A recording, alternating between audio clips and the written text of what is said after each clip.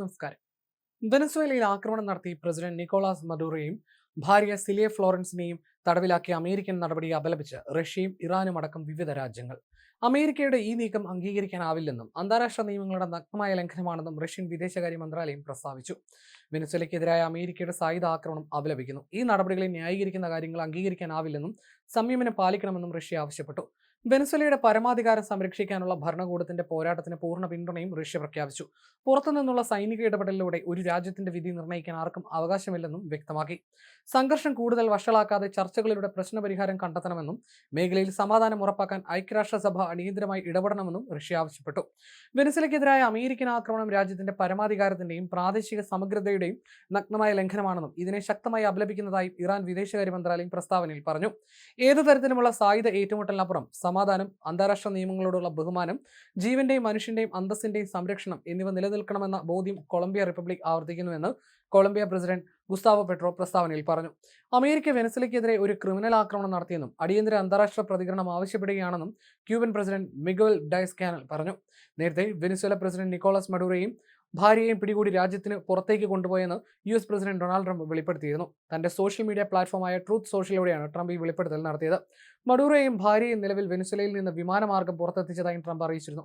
ലോകരാഷ്ട്രങ്ങൾക്കിടയിൽ വലിയ ചലനങ്ങൾ സൃഷ്ടിക്കാൻ പോകുന്ന ഈ സൈനിക നീക്കത്തെക്കുറിച്ചുള്ള കൂടുതൽ വിവരങ്ങൾ പുറത്തുവരാനിരിക്കുന്നതേയുള്ളൂ. ഓപ്പറേഷന്റെ വിശദാംശങ്ങൾ പങ്കുവെക്കുന്നതിനായി ഫ്ലോറിഡയിലെ മാറിലാഗോയിൽ പ്രത്യേക വാർത്താ സമ്മേളനവും ട്രംപ് വിളിച്ചിട്ടുണ്ട്. വെനസ്വേലയിലെ രാഷ്ട്രീയ സാഹചര്യങ്ങളിൽ ദീർഘകാലമായി നിലനിന്നിരുന്ന സംഘർഷങ്ങൾ ഇതോടെ പുതിയൊരു തലത്തിലേക്ക് എത്തിയിരിക്കുകയാണ്. വരാനിരിക്കുന്ന വാർത്താ സമ്മേളനത്തിൽ അമേരിക്കയുടെ ഈ കടുത്ത നടപടിയുടെ കാരണങ്ങളും ഭാവി നീക്കങ്ങളും വ്യക്തമാകുമെന്നാണ് കരുതപ്പെടുന്നത്. വെനസ്വേലയുടെ സൈനിക താവളങ്ങൾ ലക്ഷ്യമിട്ട് ശനിയാഴ്ച പുലർച്ചെയോടെയാണ് അമേരിക്ക വ്യോമാക്രമണം നടത്തിയത്. നിരവധി ഉഗ്രസ്ഫോടനങ്ങളാണ് കാരക്കാസിൽ അടക്കമുണ്ടായതെന്നാണ് റിപ്പോർട്ട്. നിക്കോളാസ് മഡൂറോയെ വീഴ്ത്താൻ ഏതറ്റം വരെ പോകുമെന്ന നിലപാടിലായിരുന്നു ട്രംപ്. കാരക്കാസിലെ വിവിധയിടങ്ങളിൽ വൈദ്യുതി ബന്ധം വിച്ഛേദിക്കപ്പെട്ട നിലയിലുമാണ്. കാരക്കാസിലും മിറാൻഡയിലും ആരഗുവയിലും ലി ഗുറയിലും അമേരിക്കൻ ആക്രമണം നടന്നതായിട്ടാണ് വെനസ്വേലയിലെ പ്രാദേശിക മാധ്യമങ്ങൾ റിപ്പോർട്ട് ചെയ്യുന്നത്. വ്യോമാക്രമണത്തിന് പിന്നാലെ വെനസ്വേലയിൽ അടിയന്തരാവസ്ഥ പ്രഖ്യാപിക്കുകയും ചെയ്തു. അമേരിക്കൻ ആക്രമണങ്ങളെക്കുറിച്ച് ചർച്ച ചെയ്യാൻ ഐക്യരാഷ്ട്രസഭ രക്ഷാസമിതിയുടെ അടിയന്തര യോഗം വിളിക്കണമെന്ന് വെനസ്വേല ആവശ്യപ്പെട്ടു.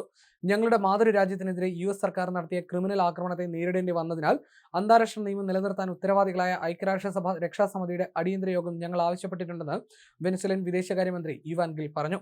രാജ്യത്തെ വിദേശ സൈനികരുടെ സാന്നിധ്യം വെനസ്വേലയെ ചെറുക്കുമെന്ന് പ്രതിരോധ മന്ത്രി വ്ളാഡിമിർ പാട്രിനോ പ്രസ്താവനയിൽ അറിയിച്ചു.